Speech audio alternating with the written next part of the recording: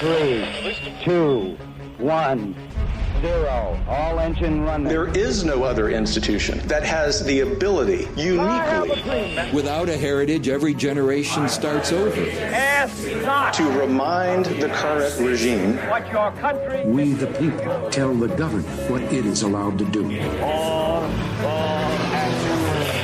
to get back in their box and stay there. Liftoff. We have a liftoff.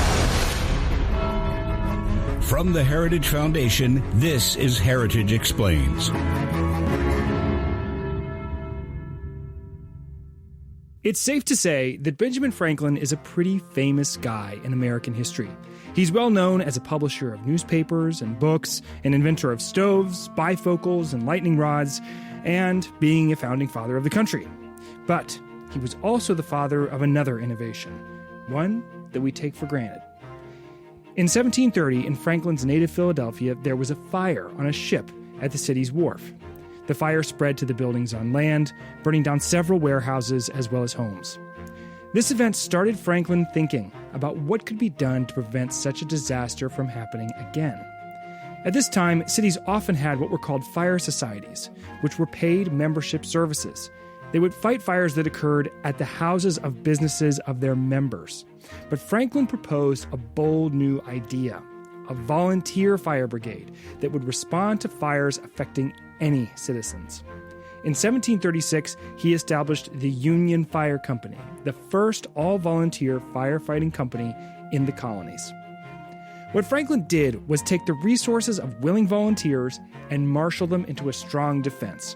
Sure, there were buckets and horses and hoses and willing individuals in Philadelphia at this time, but he organized these components into an effective machine designed to fight fires at the beginning, to prevent them from becoming neighborhood-wide or city-wide disasters.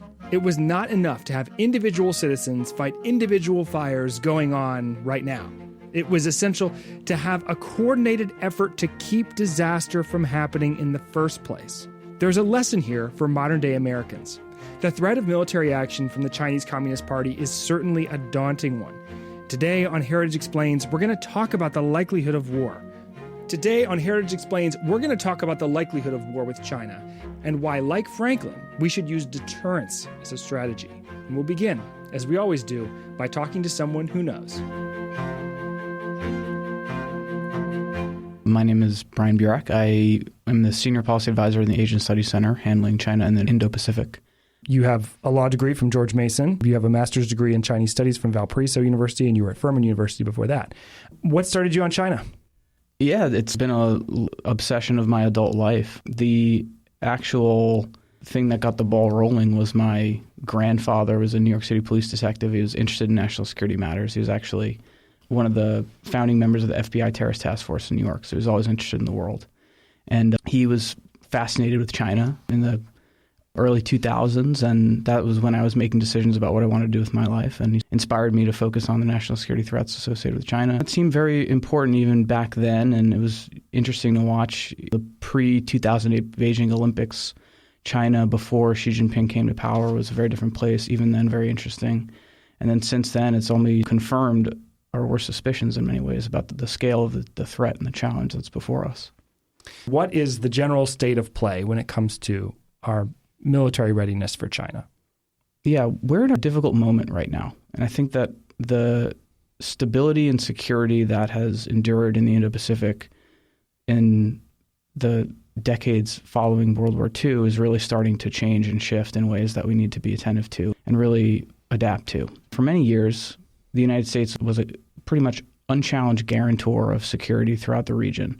We sacrificed many American lives in order to build the system that has gone on to provide prosperity for billions of people subsequently. And now we have a near-peer challenger that is starting to really make many of our national security leaders question, like, can we actually continue to maintain this sort of guarantee that we've ensured for many years? So we have a number of challenges. The PLA, the People's Liberation Army, which is the armed wing of the Communist Party of China, is now thought by many to be able to prevail in an actual conflict with the United States. There are increasingly real threats that such a conflict could result in the coming years. At the same time, we have significant limitations on our own strength that are really coming home to roost. We have an aging Navy that is now surpassed the number of hulls by the Chinese People's Liberation Army Navy and their Coast Guard, which is similarly threatening. We have significant limitations in our own domestic production, particularly in munitions.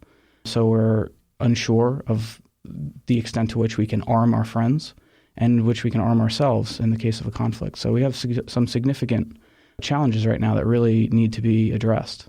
I've heard about the mismatch with the Navy in the past, with the Army. What's driving that mismatch? Is it a question of absolute numbers? Is it a question of technology? Is it a question of strategy? Where are we weak? It's a little bit of all of those things. I think in terms of numbers, that is absolutely a piece of it. We've allowed for the attrition of the United States industrial economy in a number of regards. One of the most severe is in shipbuilding. So we really have no meaningful capacity to build surface vessels to the extent that we need to. There's also a investment side of the equation, wherein across various aspects of our national security, budgeting, spending, and strategy, we have really failed to prioritize the Indo-Pacific to the extent that is required under great power competition. So before we even get to military conflict, we have other tools of statecraft as a country, right? We have these sort of foreign aid and investment agencies that we spend a significant amount of money on every year as a country, and we expect those to be contributing to our national security and our foreign policy goals, obviously. The problem is that even though since the Obama administration we've said as a country we're pivoting to the Indo-Pacific, this is now our primary national security foreign policy concern, and more recently the national security strategies of the United States have identified the Indo-Pacific as our primary theater of military competition. If you actually look at the numbers, it doesn't really bear out in reality. And unfortunately, we continue to spend significantly less than 10% of all of our civilian side foreign policy spending in the Indo-Pacific region. So it's incredibly lopsided away from what we're identifying as our strategic priority. And then in terms of strategy, there's an element of that as well. The report clearly identifies the proper approach to be deterrence by denial. In other words, if there is a realistic risk that we would lose a confrontation, and obviously under the assumption that we don't want to have actually fight the Chinese at all, because it would be a disaster and a humanitarian and economic tragedy on an unforeseen scale, we should prevent that conflict from ever occurring. And the way we do that is by being smart now and making the investments we need so that we prohibit the PLA from ever taking a provocative act that would result in a conflict. So what do you think is the likelihood of some sort of conflict like that? Are we actively worried about it? What do we think is possible there? I think that there are numerous well-founded and informed ideas about the likelihood of a conflict from a number of really smart national security leaders in Washington and elsewhere. I think that we miss the forest for the trees in many of these cases, right? Even if the risk of a U.S.-China conflict is a minority percentage chance, we should still be doing everything that we need to do to protect ourselves and to prevent such a disaster from ever occurring. So that's not to say that the risk of the United States and China fighting a war in the Taiwan Strait or elsewhere is greater than 50% or is almost certain or what have you, but it's a realistic enough problem that we really need to get smart and serious about it. We've heard a number of informed people start to talk about timelines. I think my sense is that most of the cabinet secretaries, intelligence leaders, et cetera, seem to think that 2027 is a pretty critical timeline. That seems well-founded. I don't think that Xi Jinping has destroyed the Communist Party's secession norms and established himself as the most unchallenged leader since Mao Zedong for no reason. So I think that we do need to be getting serious about it. It doesn't necessarily mean that it's a foregone conclusion or that it's almost certain to happen, but it's serious enough that we need to be really paying attention to it. So the phrase deterrence by denial, the idea that we are deterring war by denying what?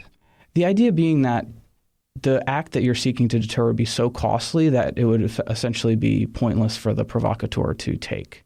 So the report says that should be the paradigm in which we're approaching our national security objectives in the Indo-Pacific, but we should also be meaningfully prepared to win a conflict if it did occur. And those two things go hand in hand. So my understanding, and you can correct me if I'm wrong, is that the Chinese Communist Party is aggressive but quite risk averse. They don't like exposing themselves to risk. They're willing to play a long game. And by having, not necessarily that we would build up weapons with the intent of having an armed conflict, but that military buildup, that being ready to have that increases that risk and would deter any sort of armed conflict between the Chinese Communist Party and the United States. Is that a fair analysis? Yeah, you're saying making preparations on the United States side. I think that's right. In terms of the CCP being a risk-averse actor, yeah, that's historically true. But there are certainly historical predicates of the PLA taking interventions abroad in pretty serious ways. We see this in Vietnam, the Korean War, et cetera. If you factor that sort of history along with the importance that the CCP places on Taiwan as a legitimizer of its own rule, and the fact that Xi Jinping now has fewer and fewer brakes on his ambitions, and the factual data we have over the last several years and months of the changing status quo in the Taiwan Strait, it's the PLA being willing to do more and to do different things than they've done previously, it adds up into a pretty concerning cocktail.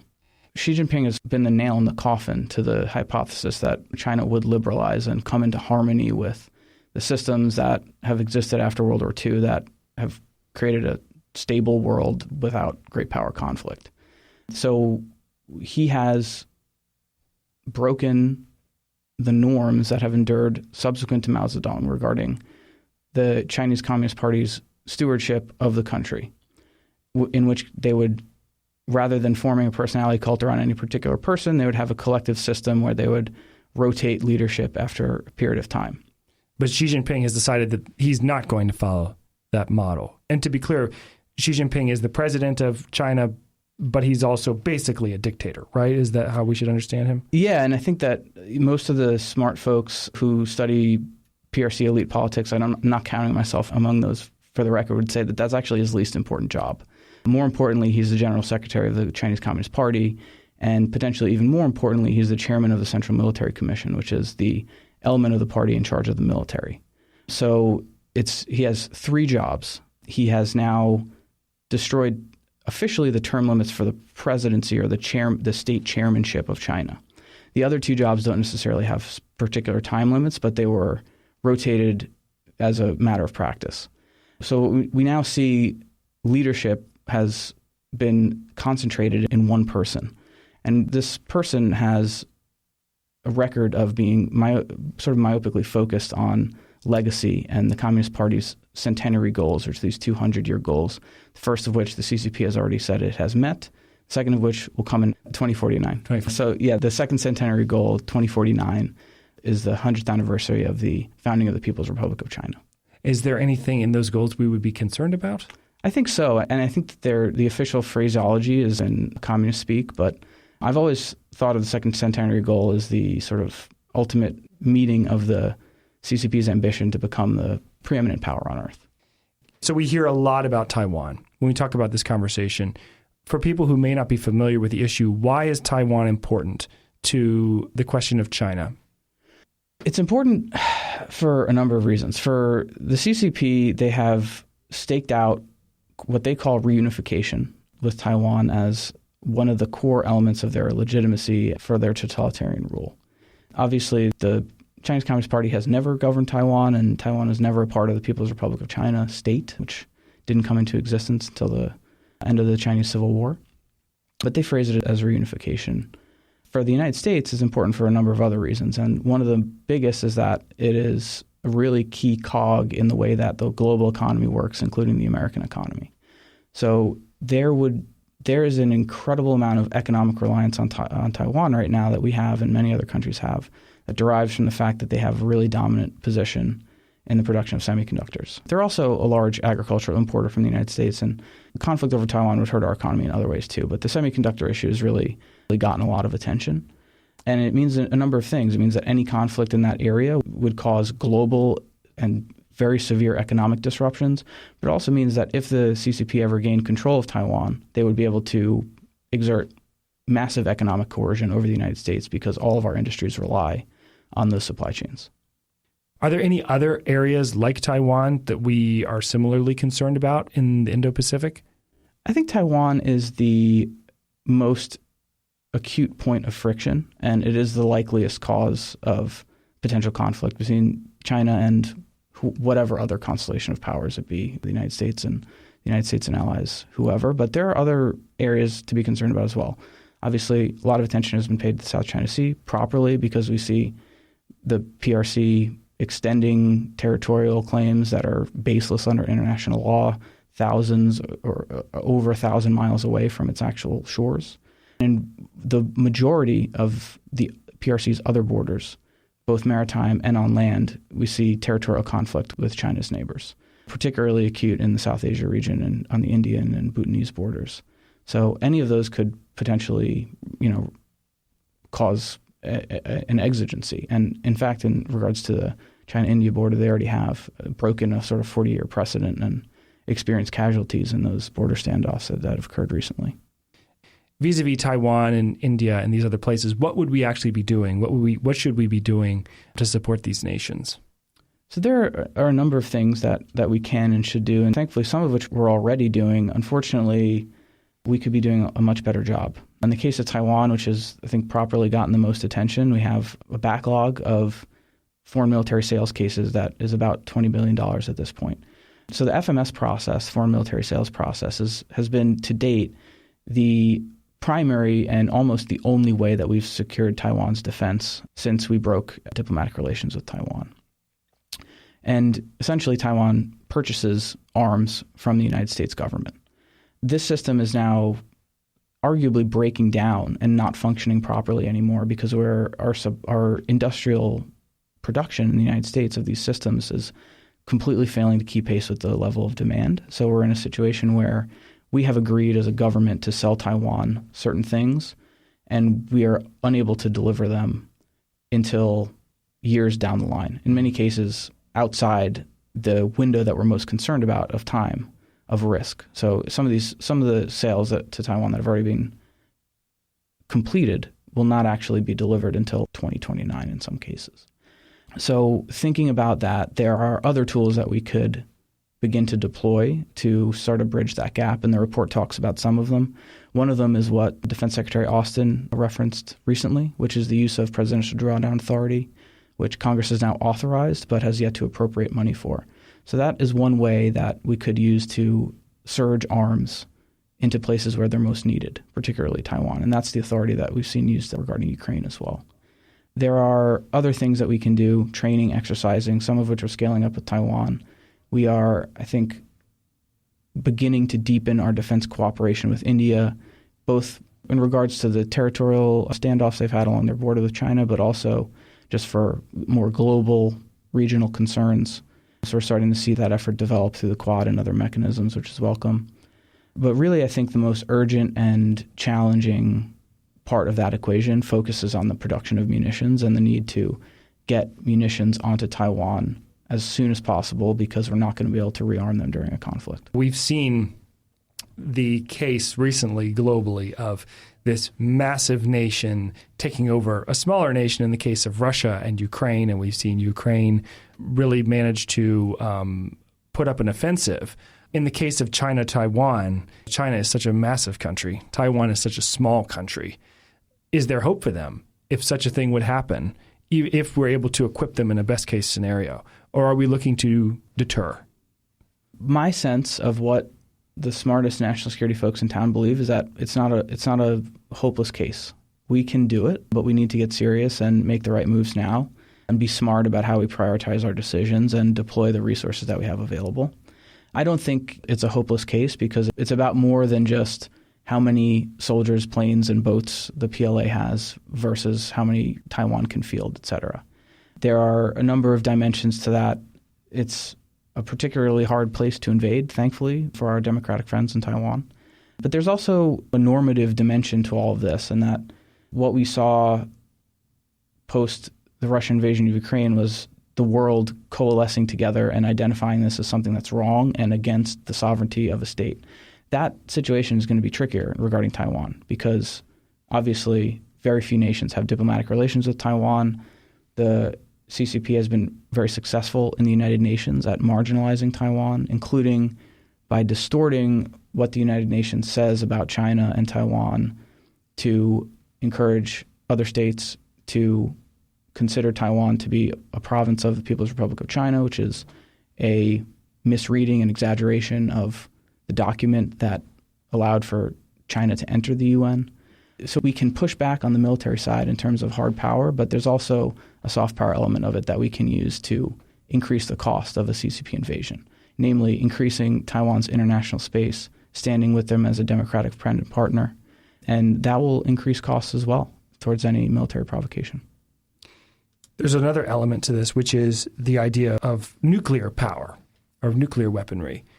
Can you tell us about the state of play there? Yeah, so I think what we've seen over the last short period of time is a really dramatic nuclear buildup in the PRC that seems to have taken our national security establishment by surprise. My understanding is that it's potentially the largest and fastest nuclear buildup in history. So we're rapidly seeing the PRC approach the number of launchers and weapons that we have by ourselves. And obviously we have other hostile parties out there around the world as well. So we were facing this kind of nuclear overmatch where we're looking out around the world and seeing how many nuclear weapons our enemies can bring to bear. So it's a particularly concerning dimension of all of this. And at the same time, the PRC has leapt ahead and developed a number of systems that we really don't have. So for years, we were bound by the INF Treaty. China went ahead and developed all kinds of missiles that we were prohibited from developing and deploying under that treaty. So now we're significantly overmatched in terms of short and medium range ballistic missiles in the Indo-Pacific region. They've also had a very robust and successful hypersonics program, which we've seen demonstrated with at least one test that's publicly known. Can you discuss what that was for people who may not have seen that when it happened? So they've demonstrated hypersonic missile technologies that are not currently part of the U.S. arsenal. The most prominent of which was something that happened, I believe, last year, in which a Chinese hypersonic missile circumnavigated the Earth, performed a number of maneuvers that would be designed to evade anti-missile defenses, and struck quite near its target location, demonstrating a pretty advanced type of technology that we really don't have any capability of defending against. So it really does raise the question, in a conflict, what could our possible response be to this type of system that could evade all of our missile defenses? It could be armed with conventional or nuclear munitions. In other words, this is a weapon that travels so fast and so high that we would be unable to detect it before it was too late. Fast, high, and it can maneuver as well in ways that are difficult to. I don't know I'm not enough of an aerospace physicist person to understand all of it, how it works, but my understanding is that the maneuverability matters as well. Yeah. So in terms of solutions, looking at all of this, what should we be thinking about broadly when we're talking about countering the Chinese military threat? So I think a few things like that the report really hits thoroughly because they're really important. The first is this sort of naval power element of it. That's going to be so critical, and it's a really big challenge that's going to require a lot of investment and attention and effort to fix. In any potential military scenario, including those that we're facing today, right? Like well before a conflict, just in terms of steady state, freedom of navigation, preservation, and ongoing operations in the Indo-Pacific, we really need to have a robust surface presence on the sea. The other is prioritization. So thinking about when we are making obligations to other theaters, the controversy recently has surrounded the European theater and increasing investments and obligations we're making there, but there are other draws as well on our time, attention, and resources. Understanding, like, is Congress appropriately informed about the trade-offs that are being made? And what kind of compromises are we making? There was a situation late last year wherein we were retiring certain planes that were operating from Okinawa, and there was congressional concern because it wasn't immediately apparent how they would be replaced. That situation has been resolved, but being attentive to the reduction or threats to our current level of presence in the Indo-Pacific theater, it's very important. The munitions production issue is obviously incredibly important. That's going to take time to resolve. It's going to take probably a long-term acquisition approach, and it's going to take a different level of short-term actions that need to be taken. We've seen Congress and the Defense Secretary now start to talk about tools that we can use to arm Taiwan in the short term, seeing that process through, ensuring that Congress actually gets it done is going to be super important.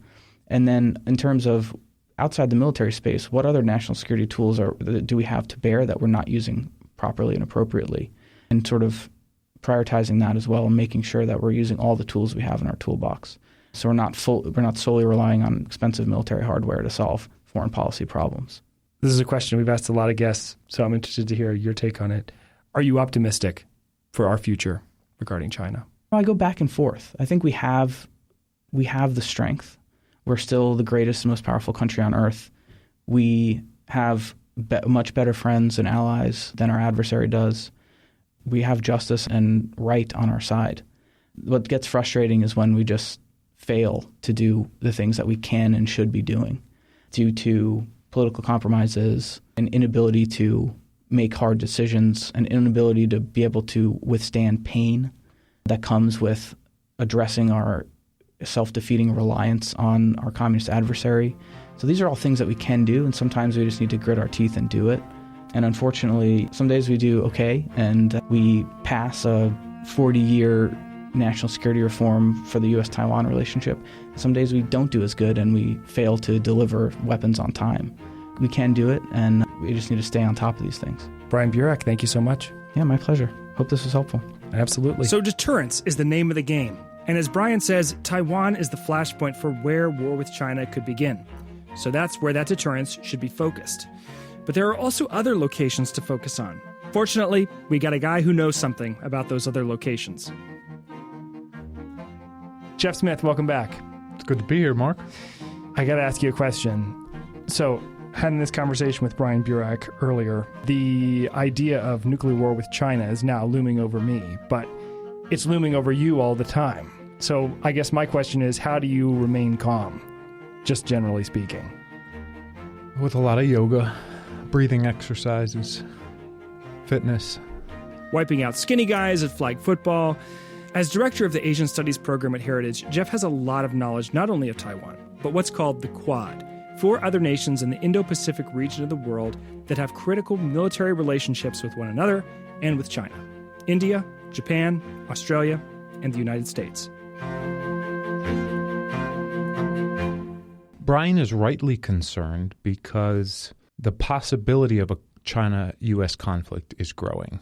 That doesn't mean it's likely, but when you're talking about a major conflict between 2 nuclear-armed powers that would devastate the global economy, that could result in some kind of nuclear exchange, that would certainly produce catastrophic human loss of life, even an incremental increase in the probability should be deeply concerning. Mm-hmm.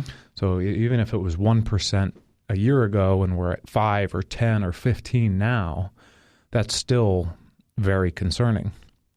The good news is I do think there are paths forward to avoid conflict. So by no means do I think it's inevitable. And if we think about what could produce a China-U.S. conflict, I think most experts would identify the Taiwan Strait as the principal flashpoint and some Chinese invasion or attempt to seize Taiwan. Preventing that. If we can prevent that, then we can prevent some larger conflict. It certainly improves our odds. And the way we do that is by increasing deterrence in the Taiwan Strait, increasing Taiwan's own ability to defend itself, improving our own posture in the Indo-Pacific, and making sure that the Chinese Communist Party remains convinced that any attempt to seize Taiwan would result in catastrophe for China and for the Chinese Communist Party. And so long as they are deathly afraid of that prospect, I think we can avoid conflict. Problem is some of the trends are moving in the wrong direction, and that is that the People's Liberation Army and their Navy have been growing in quality and quantity, and so the military balance has been shifting. There are also concerns about miscalculation, escalation, and the potential that China sees a shrinking window for a Taiwan invasion. So the thinking goes that even if the Chinese leadership isn't 100% convinced that they could succeed, if they believe that their best chance is now, they may still take a chance. And so we have to be prepared as of yesterday for the possibility that the Chinese do launch a misadventure and produce some horrific conflict. Does that mean it's likely to happen tomorrow? No. Is it possible? Yes. And given the stakes, we must be prepared. The best defense is a good offense. In some ways, yes. Okay, Bryan's area of focus is China and Taiwan specifically, but your area of focus is India and what's called the Quad. So can you explain what the Quad is and then talk about how China moves in that sphere of influence?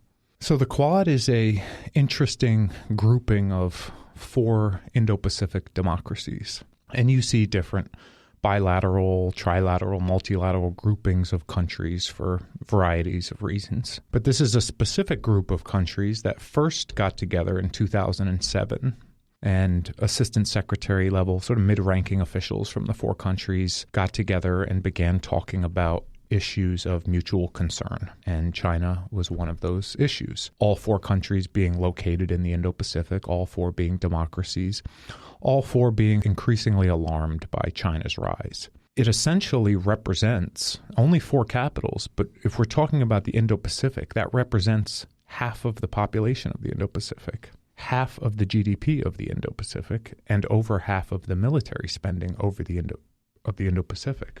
So we're talking about a very powerful and significant group of countries. But this is 2007. This is 15 years ago now.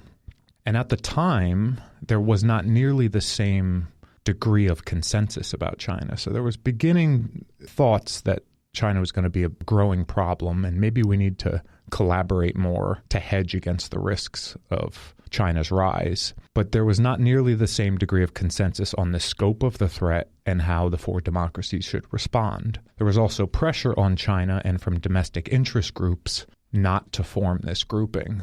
Oh, you're promoting a sort of Cold War balance of power politics. That's really not what's happening here. China's not a threat to anyone, and you should stop your warmongering. There was a change of government in Japan and then a change of government in Australia. And the Australian foreign minister standing next to his Chinese counterpart got up at a podium at a press conference and said, yeah, we're not doing the Quad anymore. So this initiative collapses in 2008. The U.S. maintains good bilateral relationships with all these countries anyway. But it wasn't until 2017 that these rising concerns about China begin getting much more acute. Particularly under Xi Jinping, China is getting more aggressive abroad and more repressive at home. India is now grappling with new crises at the China-India border. Australia is grappling with Chinese influence operations inside Australia, economic coercion tactics. Japan has its own disputes with China over the disputed islands in the East China Sea, and those begin heating up. And of course, in the United States, we have a growing list of concerns over Chinese espionage efforts, infiltration into the U.S., what they're doing in the South China Sea with the militarized islands, freedom of navigation. And so in 2017, under the Trump administration, the 4 countries decide to get the gang back together again and begin meeting regularly with officials from all 4 countries. And with time, it grows from sort of a mid-level official meeting to foreign minister, secretary of state level, and then most recently up to the president, prime minister level. And so the Quad is now meeting annually at the leader level, which is a very important, it shows how important the 4 governments view this forum. And we've also begun doing Quad naval exercises again for the first time in over a decade, where the 4 navies get together at the Malabar naval exercises and begin practicing complex naval operations together, like anti-submarine warfare tactics. And then behind the scenes, they're cooperating on a range of things from cybersecurity to maritime domain awareness, humanitarian aid and disaster relief. There's now a Quad Tech Fellowship program where we're cooperating on cybersecurity technology and giving out university fellowships to cross-pollinate among the countries and universities. And so we've been a big supporter of the Quad at Heritage. We were advocating for the governments to get the gang back together again for years, and we're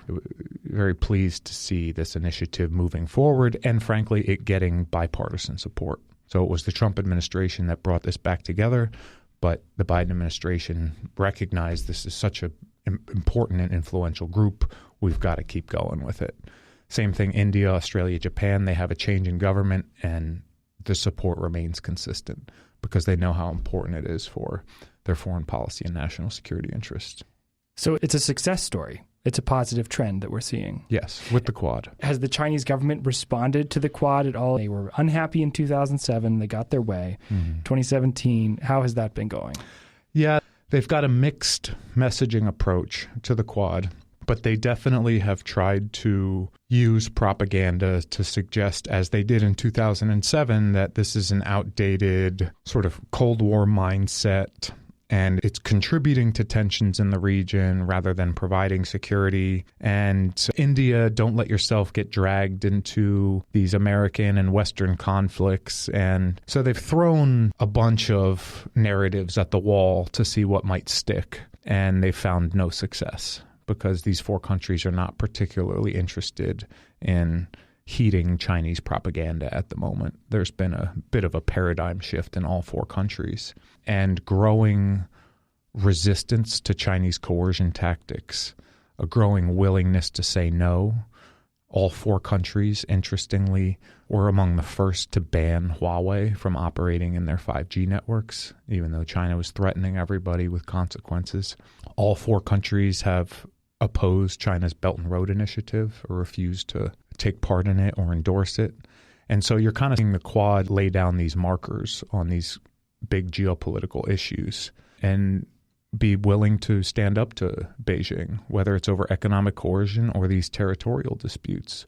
The Japanese are not backing down from Chinese incursions into the East China Sea, and the Indians have stood firm on their border dispute with China, even engaging in violent confrontations with the Chinese, leading to casualties from hand-to-hand combat up in the Himalayas.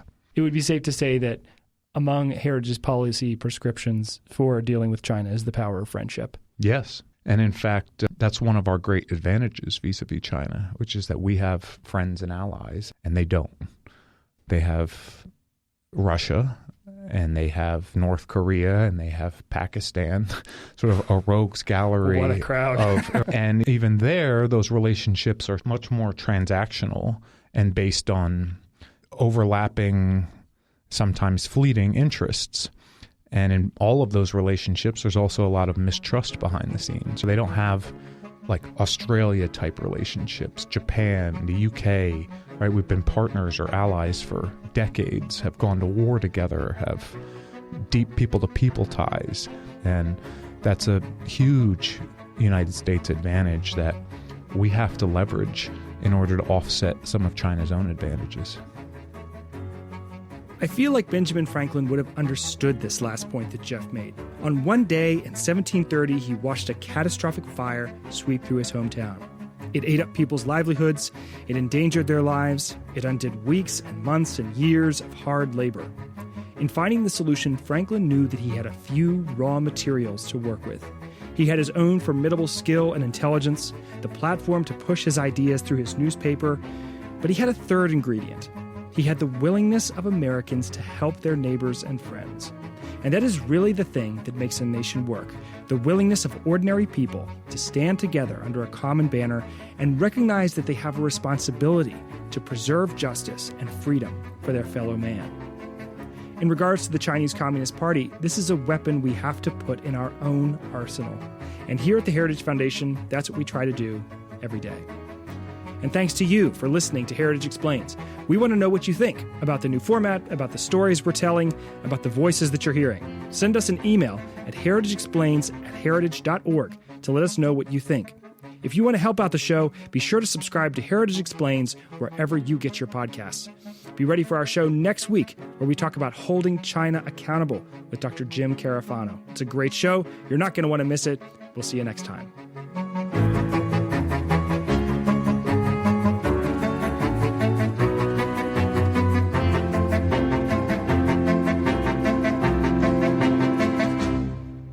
Heritage Explains is brought to you by more than 500,000 members of the Heritage Foundation. It's written and produced by Mark Gagne, Lauren Evans, and John Pop. Production assistance by Alexa Walker and Jeff Smith.